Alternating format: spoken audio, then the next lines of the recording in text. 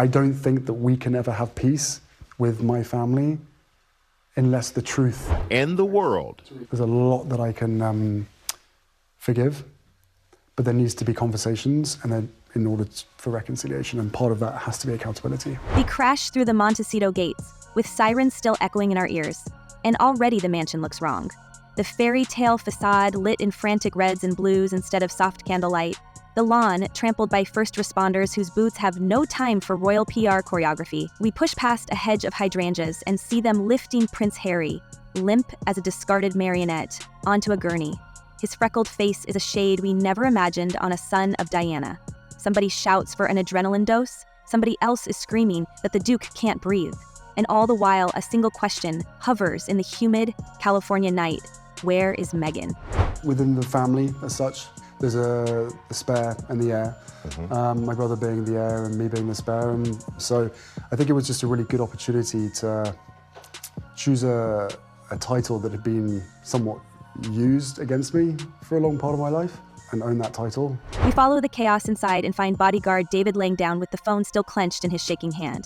He keeps repeating that he found Harry unresponsive on the bedroom floor, a glass shattered nearby, the lingering scent of something stronger than herbal tea clinging to the nightstand. Paramedics trade glances that say possible substance incident, without daring to speak the taboo word aloud.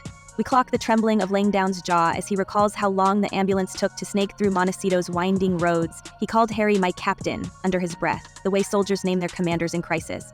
But that loyalty can't mask the obvious. Meghan Markle, Duchess turned entrepreneur, is nowhere to be seen. We race through their immaculate kitchen, color-coordinated spices, staged fruit in alabaster bowls, the life of curated perfection, and out the back door. The driveway is empty, but for Harry's vintage Defender, the sleek E-Class sedan Meghan favors is gone, its absence blaring louder than any paparazzi flash. Insiders whisper she slipped away hours earlier. Sequin dress brushed smooth, destination an exclusive club in West Hollywood where no paparazzo lens dares follow without an invitation. As Harry's breathing staggers between heart monitor beeps, we can almost hear walls of the Curated Sussex brand cracking under the weight of one silent departure. Now, Harry and Meghan have also been accused of hypocrisy after they restructured their staff, creating what has been labelled the Montecito Royal Court. What does that mean, Kinsey? What's happening? We wonder aloud, was this simply self-preservation by a wife exhausted with drama, or the ultimate abandonment at her husband's darkest hour? We've watched their public image built brick by enthusiastic brick. Netflix deals, influence podcasts, homemade jam launches. Yet tonight, those bricks scatter across the marble foyer like Lego underfoot. We can't help replaying Meghan's own on-air confession about loneliness in business. When you only have yourself to answer to, it can be incredibly liberating, it can be incredibly lonely. The words linger, chillingly prophetic, while Harry fights for breath on a hospital gurney. A rattling ambulance door slams, and we learn that minutes earlier, an enraged prince hurled his phone at the wall after a call to King Charles went south. Eyewitness ears swear they caught the phrase, "You left me first," a bitter arrow aimed at a father who once promised unwavering support. Palace aides refuse comment, circling wagons as though the reign itself were under siege. But we remember the royal family's deafening silence back in 2020 when the Sussex pair announced, "After many months of reflection and internal discussions, we have chosen to make a transition."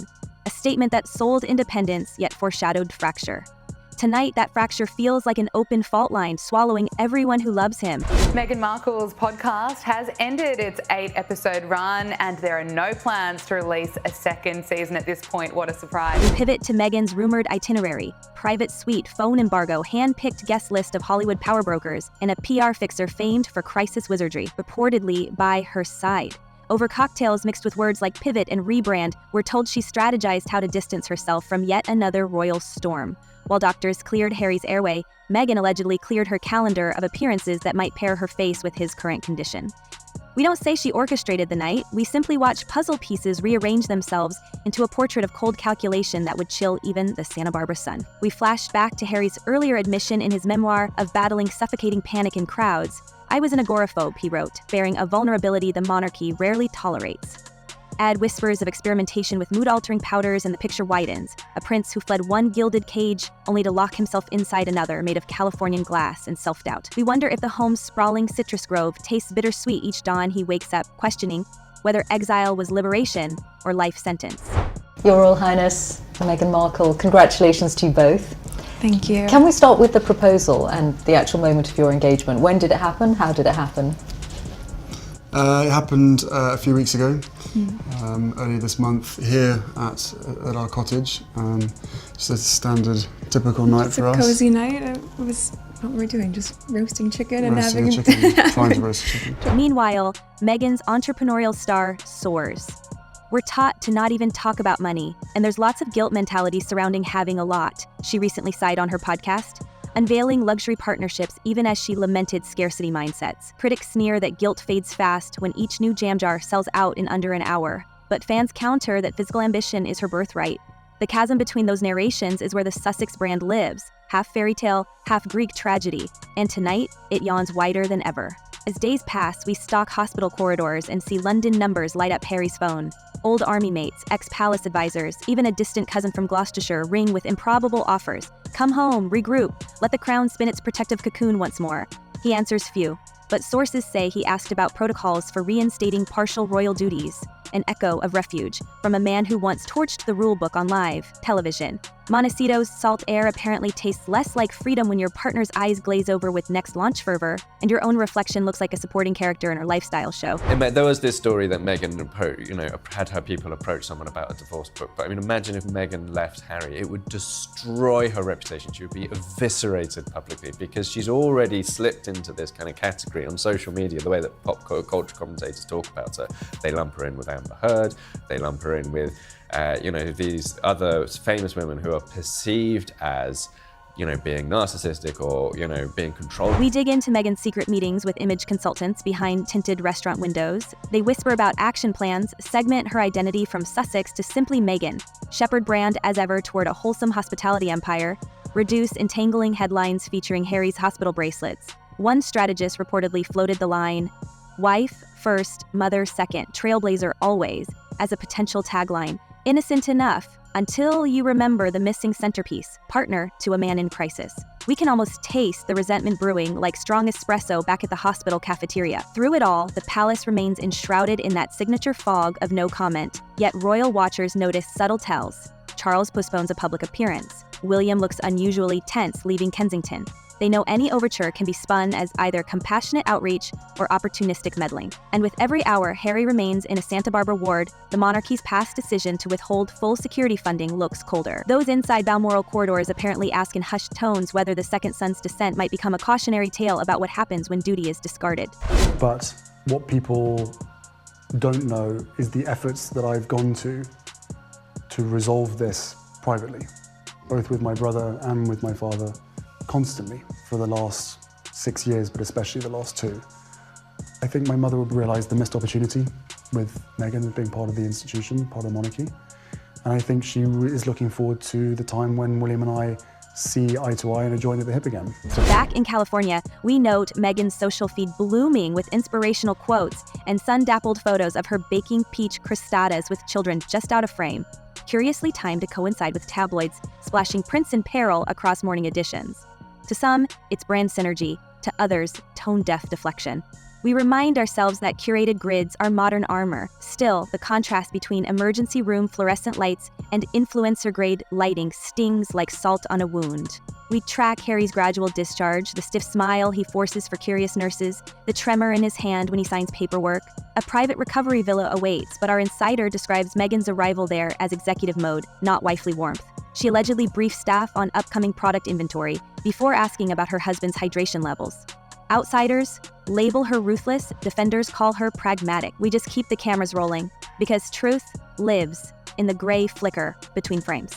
And if I were, if I were a troublemaker, I might accuse Harry and Meghan of unconscious bias in the employment department, looking at all the new faces that are coming onto work for Harry and Meghan independently and together for their entertainment ventures. And if history repeats itself as much as Harry whines that it does, both Harry and Meghan will continue to reject any and all sound advice and will potentially treat their staff poorly, so good luck. Whispers grow that Harry's longtime pal Nacho and a former equerry are assembling a discreet support team aimed at coaxing him back onto British soil, at least for a mental health reset. They argue he thrived on regimented purpose, not Malibu meandering, that Invictus planning sessions in London could ground him again.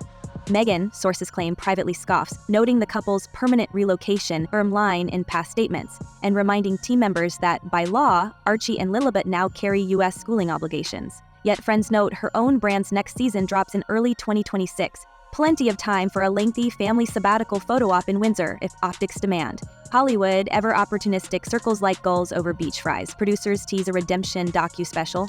Harry heal or collapse could net millions of dollars if he speaks candidly about that Montecito night. Meghan's camp allegedly sees potential synergy with her wellness vertical, transformative storytelling. But Harry's counsel warns that rehashing Crisis for Cash might sabotage any future rapprochement with the House of Windsor. We picture him torn, a prince navigating sharks without a compass. His mother's warmth in his heart, his wife's ambition in his ear, and his own survival instinct somewhere in between. And working before that, I've never been part of tabloid culture. I've never been in pop culture to that degree, and lived relatively quiet life, even though I focused so much on my job. And so that was a really stark difference out of the gate. But and I think we were just hit so hard at the beginning with a lot of mistruths that I made the choice to not read anything. Simultaneously, Meghan's newly minted court of staffers grows by the week, mirroring the palace hierarchy she once lambasted. A communications lead on six-figure salary, a lifestyle guru flown in from Denmark, a former Silicon Valley strategist hired to gentrify the word influence. Royal historians laugh at the irony.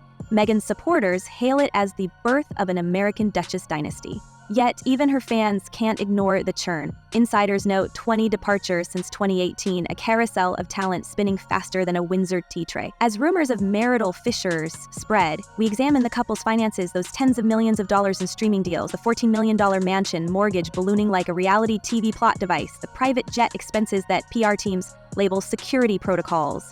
Meghan publicly wrestles with wealth guilt while privately courting billionaire mentors.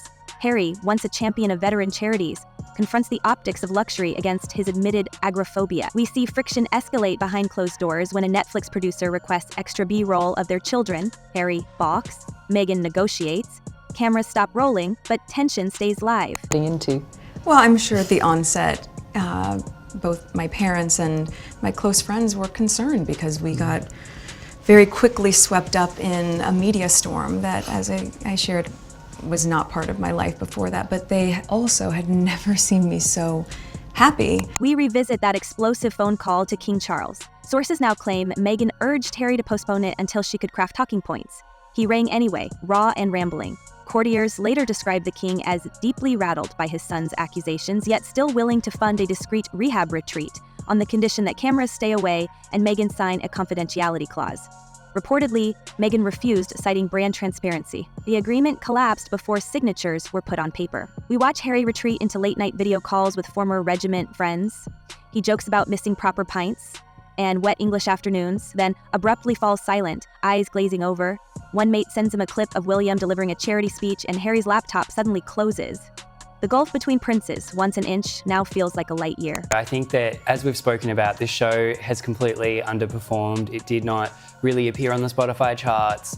This was, of course, the podcast that she made with Lemonada Media. It's still unclear, actually, about what money has come from this podcast. So originally, when she signed up with Spotify, there was money up front. That deal went south. She signed up with Lemonada. Rumors swirl that Meghan's team has secured a standalone talk show pilot. A friendly network host has offered her a monthly slot to spotlight female founders. No need for royal titles, just first name Meghan. It feels like a calculated step toward unhooking her brand from a surname currently dragging in negative headlines. Observers fear the unspoken corollary.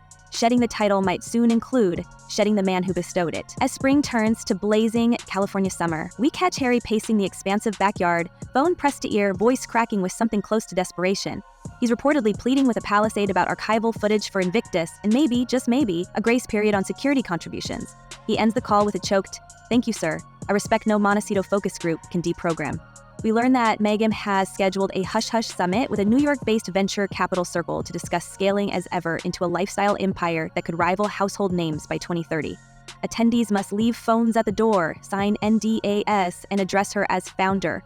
Harry isn't on the invite list. Instead, he's rumored to be meeting an old therapist in Malibu, the same one who guided him through panic episodes after Afghanistan. Two paths diverge on the Pacific Coast Highway, and we can't stop wondering which leads to survival. Nothing. And without her, Harry's life in America is nothing. Yes, exactly. He has a reputation to fall back So they on. have a symbiotic relationship. Yeah, they need each other. Yeah. Insiders describe nights where the couple barely speak, mornings where Meghan floats through the kitchen dictating action items while Harry stares at avocado toast growing cold. Yet social media shows them beaming, arms entwined, captions about gratitude and growth. We recall psychologists warning that curated happiness can mask deep fractures. Friends worry the gap between their private anguish and public sparkle may soon swallow them whole. Whispers of separation agreements flutter at the edges of legal circles. We hear talk of child residency clauses, co-parenting frameworks, brand untangling strategies. Nothing filed, nothing official, yet. And every time the rumor surfaces, Harry reportedly shreds the paperwork in a wave of guilt, convinced a broken home would echo the emotional echoes of his own boyhood trauma. Meghan supposedly reminds him that modern families take many forms and that joint empowerment sometimes means separate stages. He replies something about vows and forever that our source couldn't quite catch through the slammed door. There has always been this competition between us, weirdly. Again, I think it really plays into, or is played by, the heir spare. All the while, British tabloids sharpen quills, ready to paint Harry the prodigal and Meghan the puppet master. But we ask, isn't the tragedy deeper? A man fleeing royal cages now trapped by glossy Californian expectations. A woman who clawed from cable show obscurity into global spotlight, now wondering if that very glow has scorched her marriage. Each seems to hold the other's salvation and downfall in the same trembling hands. And still, Harry's hospitalization looms as more than a one-off emergency. It feels like a flashing warning siren. Those closest to him fear a pattern, escalating stress, self-medication, emotional isolation. If support systems keep crumbling, palace trust eroded, marital bonds fraying, Hollywood friends loyal only to the next premiere, then the next headline might eclipse any we've reported. We speak it softly among ourselves because even hardened gossip veterans flinch at imaging where unchecked despair can lead. You speak about your brother and the argument, there were fights, almost as if you should do what I tell you. No, he didn't. It wasn't, it's not to say that by him saying, no, you can't do this, that there's a rule that says that I can't, right? It was more sort of a brother, I guess, competition. Yet hope flickers. Observers spotted Harry and Meghan emerging from a Montecito counseling center last week, her hand clasped in his, no cameras invited. Perhaps therapy, not PR, will write the next chapter. Maybe Meghan's ambition can pivot toward healing synergy instead of brand sovereignty. Maybe the crown will recall that monarchy at its heart should safeguard its blood. Or maybe we're witnessing the final unraveling before the threads snap for good. We stand at the cliff edge of that question as storm clouds gather over coastal hills. We imagine Harry staring out to sea, remembering his mother's comforting hand and wondering whether history is doomed to cycle pain through generations.